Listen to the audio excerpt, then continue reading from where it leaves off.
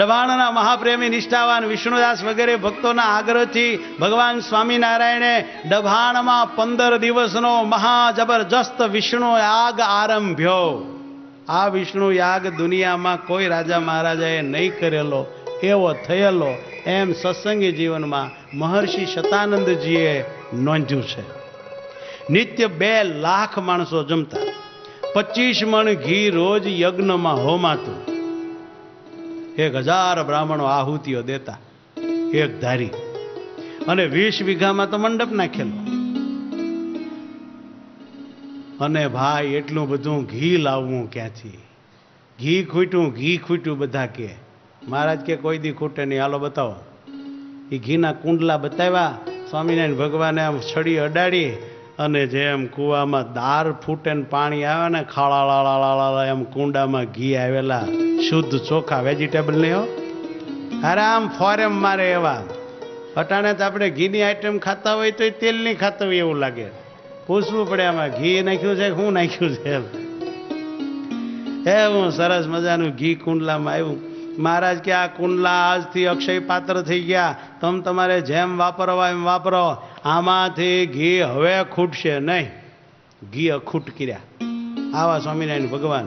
ઘણાને સમાધિઓ કરાવી ડભાણના યજ્ઞમાં, અને એક મૂંગા બ્રાહ્મણ પાસે ભગવાને ડભાણના યજ્ઞમાં પણ વેદ બોલાવ્યા હતા. 2 અંગ્રેજ સાહેબો આવ્યા હતા સ્વામિનારાયણ ભગવાનને મળવા. એને ભગવાન સ્વામિનારાયણે સમાધિ કરાવીને અક્ષરધામના દર્શન ડભાણ જગનમાં કરાવ્યા હતા. આવા અનંત પરચા એ યજ્ઞ વેળાએ ભગવાન સ્વામિનારાયણે પૂર્યા હતા. એક દિવસ બ્રાહ્મણોને કમતી હુજી કે આજ તો ખાવું થોડું ને બગાડવું જાજું.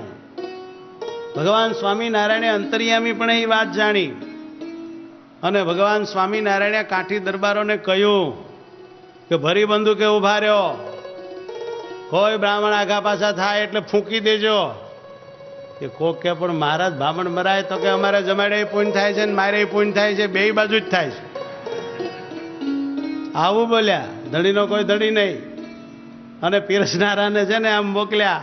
આમાં ડખો કર્યો હતો. એટલે દળિયા પીરસવા ગયો ને, આના હાથમાં દળિયા લઈને બધા ભાંગી નાખ્યા, તોડી નાખ્યા બ્રાહ્મણોએ. પછી મહારાજ કે કામ કરો, એક જણો પીરસવા જાય ને બીજો વાહે ધોકો લઈને હાલે. કેમ જે બ્રાહ્મણો લાકડીઓ લઈને બેઠા હતા કે પીરસવા આવે ને મારવા. આવું બધું. કારણ કે ઘણા રહોડામાં એવા અસુર બ્રાહ્મણો ગરી ગયેલા. મહારાજે યુક્તિ કરીને એને બહાર કાઢ્યા.